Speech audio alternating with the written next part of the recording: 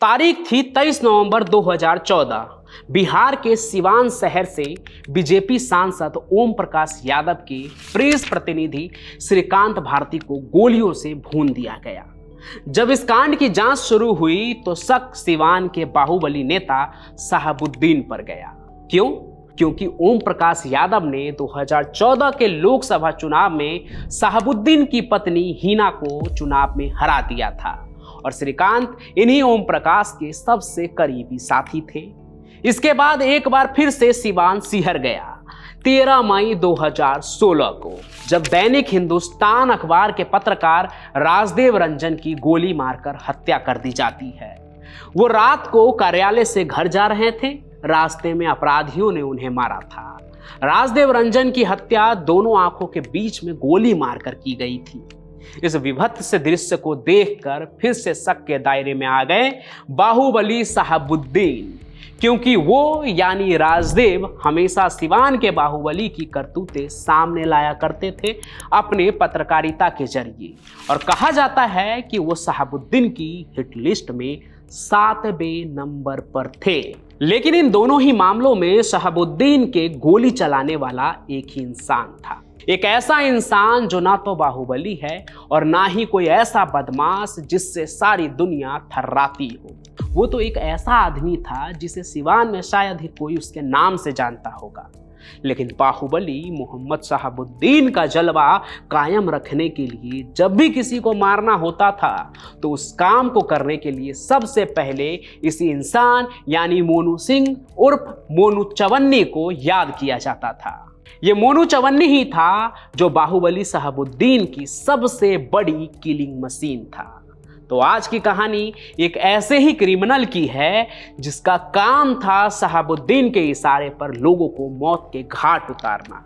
कहा जाता है कि वो AK-47 का इस्तेमाल करता था लोगों को मारने के लिए, जो सिवान के ही बाहुबली शहाबुद्दीन ने उसको दी थी। उसके काम करने के तरीके का आप इस बात से अंदाजा लगाइए कि शहाबुद्दीन की मौत के बाद भी 2022 में शहाबुद्दीन के परिवार के प्रभुत्व को चुनौती देने वाले निर्दलीय उम्मीदवार रईस खान के काफिले पर चुनाव के दिन ही पीछे से एक गाड़ी से अंधाधुंध फायरिंग होता है। कहा जाता है कि जो गोलियों की बरसात हुई थी पीछे से, इसे करने वाला कोई और नहीं बल्कि चवन्नी ही था। ये उसकी ही करतूत थी। लेकिन दूसरे तरफ चवन्नी उन लोगों में से था जिसे अपना भौकाल बनाने का कोई शौक नहीं होता था और ना ही वो खुद बाहुबली बनने का भी शौक रखता था। वो तो हार्डकोर क्रिमिनल में से एक था जिसको ऐसा काम करने में एक खास तरह का आनंद मिलता था और इसके अलावा उन्हें सिर्फ और सिर्फ पैसों से मतलब होता था। उन्होंने काम किया, काम के पैसे मिले, फिर वो गायब, तब तक के लिए जब तक कि उसे अगले काम के लिए याद न किया जाए। एक ऐसा क्रिमिनल जो मुख्तार अंसारी का चेला भी रहा, शहाबुद्दीन का शूटर भी रहा और अपने बारे में कहता था कि वो जहां पहुंच गया वहां समझ लो मौत पहुंच जाती है। वो कहता था कि मैं यमदूत हूं जो लोगों को उसकी मंजिल तक पहुंचाता है। वो एक ऐसा कॉन्ट्रैक्ट किलर था जो देश भर में कहीं भी जाकर हत्याएं कर सकता था। वैसे आपको बता दें कि अभी इसी हफ्ते यूपी STF के साथ मुठभेड़ में वो मारा गया। लेकिन इस मुठभेड़ की कहानी बताने के पहले चवन्नी की पुरानी कहानी ही पूरी कर लेते हैं। अब ये मोनू सिंह रहने वाला था उत्तर प्रदेश के मऊ का, और आपको तो पता ही है, कई कहानियों में आप मुझसे सुन चुके हैं कि मुख्तार अंसारी का मऊ से तो एकदम गहरा नाता रहा है। ये वहीं पर मुख्तार के संपर्क में आया और उसके लिए खून खराबा करता था यानी चवन्नी। फिर मुख्तार ने उसे अपने साथी शहाबुद्दीन के पास भेज दिया। सिवान में ही ये जो चवन्नी था, जिसे मोनू सिंह उर्फ सुमित सिंह कहते थे, उसकी मुलाकात हुई सिवान जेल में बंद एक बहुत ही खतरनाक हरीश पासवान से। वैसे ये पासवान भी जो है ना 2021 में यूपी पुलिस के हाथों मारा जा चुका है। खैर, तो ये हरीश पासवान जो है वो उत्तर प्रदेश का ही रहने वाला था। ये जेल से जल्दी निकलता नहीं था और इसने जेल में ही एक ऐसी व्यवस्था बना रखी थी, मतलब अपने लिए ऐसा इकोसिस्टम तैयार करके रखा था इसने कि इसके लिए अलग से रसोई भी चलती थी वहाँ पे। और जेल में जो नए नए बदमाश आते थे जिसका जेल के भीतर कोई नहीं होता था, उसका हरीश पासवान हुआ करता था। और एक तरह से वो नए अपराधियों का जन्मदाता भी था, जो नए नए अपराधियों को तैयार करता था। एक तरह से कहें तो अपराधियों को बनाने वाली फैक्ट्री का ये मालिक था। तो वो हरीश पासवान ही था जिसने चवन्नी को और भी ज़्यादा खतरनाक बनाया। भले ही आम लोग ना जानते हो, लेकिन अपराध और पुलिस की दुनिया में उसे खूब जाना जाता था। देश के कई राज्यों में इसके खिलाफ मुकदमे मिलेंगे। यूपी में तो उसके नाम पर 1 लाख रुपए तक का इनाम भी था। तो 2 जुलाई 2024 को सुबह 4 बजे उत्तर प्रदेश के जौनपुर में जो एसटीएफ है, वहाँ की एक लोकल पुलिस है और जो स्वाट टीम होती है, उसे इस बात की जानकारी मिली कि ये जो चवन्नी है जिस पर उत्तर प्रदेश पुलिस ने 1 लाख रुपये का इनाम घोषित कर रखा है, वो किसी बड़ी वारदात को अंजाम देने के लिए निकलने वाला है।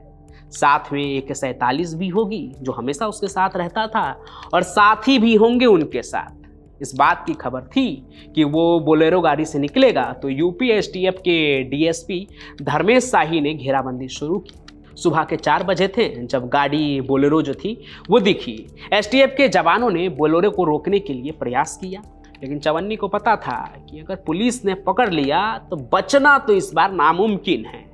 जिंदा बचने की कोशिश में वो पुलिस वालों पर गोलियों की बौछार कर देता है। पुलिस को भी जवाब देना था तो पुलिस ने भी जवाब दिया। जौनपुर में बदलापुर है, वहीं कोतवाली इलाके में दुगोली मोड़ है, वहीं पर यह मुठभेड़ हुई। करीब 20 मिनट तक दोनों ओर से गोलियां चलती रही। ये सुपारी किलर सुमित सिंह उर्फ मोनू उर्फ चवन्नी, जो पिछले 1 दशक से बिहार यूपी में कोहराम मचाया हुआ था, वो इस एनकाउंटर में मारा जाता है। इसके लाश के पास से एक 47 और एक 9 mm की पिस्तौल भी मिलती है। जैसा कि हमेशा होता है कि अंडरवर्ल्ड में प्रवेश करने वाले अपराधी चाहे जितने भी बड़े बब्बर शेर क्यों ना कहलाते हों, उनका अंत बहुत ही बुरा होता है। वैसा ही इसका भी हुआ। बाकी तो आप जानते हैं कि मुख्तार अंसारी भी अब इस दुनिया में नहीं रहे, और जो शहाबुद्दीन था बिहार सिवान का, साहेब ऑफ सिवान, उसकी भी मृत्यु कोरोना के दौरान हो गई अस्पताल में ही। तो इन्हीं बाहुबलियों के लिए एक तरह से जो काम करता था चवन्नी, वो भी इनकाउंटर में मारा गया। और कई कहानियों में मैंने ये बताया है कि इस तरह के जो भी अपराधी होते हैं जो टसन दिखाते हैं सोशल मीडिया पर, मतलब कि अपना एक तरह से जलवा दिखाते हैं कि कितने बड़े गैंगस्टर हैं, उन लोगों की ज़िंदगी ज़्यादा दिन की होती नहीं है। या तो हवालात में गुजरती है, या फिर पुलिस के इनकाउंटर में मारे जाते हैं, नहीं तो उनके कोई दुश्मन ही मार देते हैं। बहुत लंबी ज़िंदगी इनकी होती नहीं है। इसलिए ऐसे लोगों से इन्फ्लुएंस होने का कोई सवाल ही नहीं उठता है, और होना भी नहीं चाहिए। बाकी आपको ये कहानी कैसी लगी ये आप कमेंट करके ज़रूर बताइएगा। साथ ही साथ स्क्रीन पर एक बारकोड दिख रहा होगा, अगर मैंने कुछ सवाल है तो पूछिए, इसका जवाब भी आपको मिलेगा। बाकी आप इस कहानी को ज़्यादा से ज़्यादा शेयर कीजिए, चैनल को भी सब्सक्राइब कर लीजिए। हम फिर मिलेंगे नए सफ़र में, तब तक के लिए आपका बहुत बहुत धन्यवाद।